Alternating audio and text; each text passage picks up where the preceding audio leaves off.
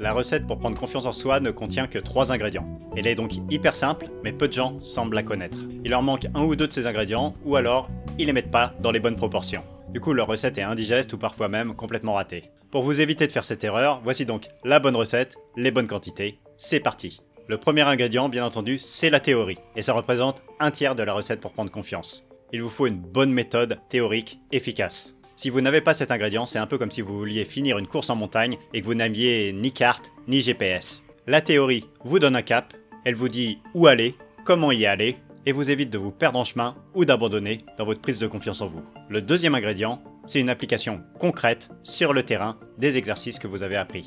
La quantité, c'est un tiers aussi. Parce que oui, c'est bien d'avoir une méthode, c'est bien d'avoir votre GPS, mais si vous ne vous êtes pas entraîné un minimum régulièrement sur le terrain, ça va pas vous aider à finir la course. C'est la pratique et uniquement la pratique qui vous permettra de progresser, de devenir plus fort, plus confiant à long terme. Donc la théorie seule ne sert pas à grand chose si on ne la pratique pas régulièrement. Ok, on a la théorie, on a la pratique, mais alors c'est quoi le troisième ingrédient? Eh bien le troisième ingrédient, c'est le renforcement mental de vos capacités. La quantité, vous l'avez compris, c'est un tiers, et ça va vous permettre de capitaliser sur vos progrès. C'est facile à retenir, un tiers, un tiers, un tiers. L'aspect mental est souvent oublié, alors qu'il est indispensable à la réussite de votre prise de confiance. Vous ne finirez pas une longue course difficile si vous n'avez pas un minimum de mental. Pourquoi? Parce qu'à certains moments, vous aurez envie d'abandonner, quand ça sera plus dur, quand les choses se compliqueront. Si vous n'avez pas un minimum de force mentale, vous ne pourrez pas aller au bout. Si vous êtes dans le dur dans un marathon, c'est votre mental qui vous dira de continuer. Ça sera pareil pour votre prise de confiance en vous. C'est grâce à lui que vous irez au bout de l'aventure, que vous pourrez vraiment prendre une confiance qui vous permettra de changer votre vie. Ça fait 8 ans que j'aide les personnes timides à prendre confiance en elles, donc j'ai vu beaucoup de personnes faire ces erreurs et je les ai aidées à les corriger. Donc voici les erreurs les plus fréquentes et comment ne pas tomber dedans. La première erreur qui est assez classique, c'est de vouloir trop de théorie et pas assez de pratique. J'appelle ça la théorie aiguë. Les gens qui sont perfectionnistes, qui sont procrastinateurs ont tendance à beaucoup faire ça, mais aussi les gens qui découvrent le monde du développement personnel, qui trouvent que c'est génial, qui ont envie de tout savoir sur un sujet, et qui vont donc lire des dizaines de bouquins, qui vont suivre plein de formations à la suite, mais sans jamais prendre le temps de vraiment appliquer les conseils. C'est-à-dire qu'ils ont les bons ingrédients, mais ils vont mettre 99% de théorie pour 1% de pratique. Alors que vraiment, il faut la même quantité des deux, faut vraiment pratiquer chacun des points qu'on a appris dans la théorie. Pour savoir si vous faites cette erreur, est-ce que vous vous dites de temps en temps « Bon allez, il faut encore que j'apprenne ça et ça avant de vraiment commencer à lutter contre ma timidité » Ou alors « il faut vraiment que je lise tel ou tel bouquin encore avant de commencer à aller dans la rue et d'essayer de faire des exercices ». Non, le mélange se fait dès le début. Dès le premier jour où vous lisez un bouquin de développement personnel, normalement, vous devez aller dans la rue pour commencer à appliquer des exercices. Alors attention, quand je dis aller dans la rue, ça peut être un exercice tout simple comme juste regarder les gens dans les yeux.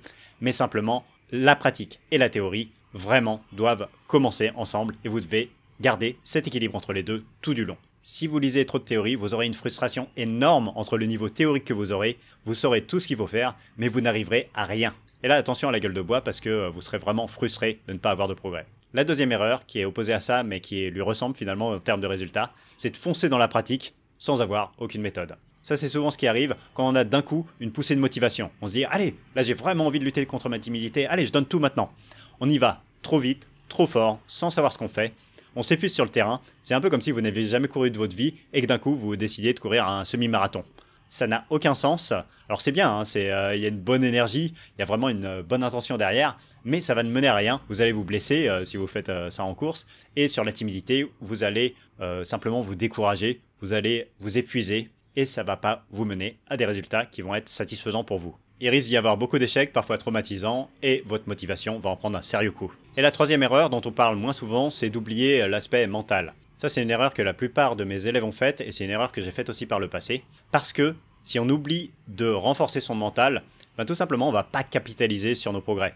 Parce que vous devez, au fur et à mesure de vos progrès, changer la vision que vous avez de vous-même. Si dans votre tête, vous continuez à penser que vous êtes un nulos, que vous êtes un timide, que vous n'arriverez à rien, et tout simplement, chaque exercice que vous ferez, ça va pas vous aider à prendre confiance. Parce que c'est comme si vous aviez un seau d'estime de vous qui était percé de trous.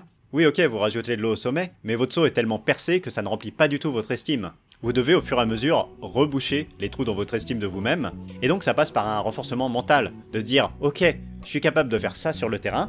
Hier, je suis allé, j'ai fait tel et tel exercice. Donc ça veut dire que je ne suis plus juste quelqu'un de timide, mais que je suis quelqu'un capable de faire telle ou telle chose. Et donc que j'ai progressé, je suis une nouvelle personne plus confiante. Vous devez vous renforcer comme ça, mentalement, régulièrement, changer l'image que vous avez de vous-même pour pouvoir construire et ne pas retomber à zéro chaque jour. Sinon, vous allez remplir votre seau de liquide, vous allez être très content parce qu'il va être à ras-bord, vous allez aller dormir et le lendemain, vous allez recommencer sans vous rendre compte que pendant la nuit, à cause des trous, le seau s'est complètement vidé. Donc ne faites pas cette erreur, renforcez votre mental au fur et à mesure.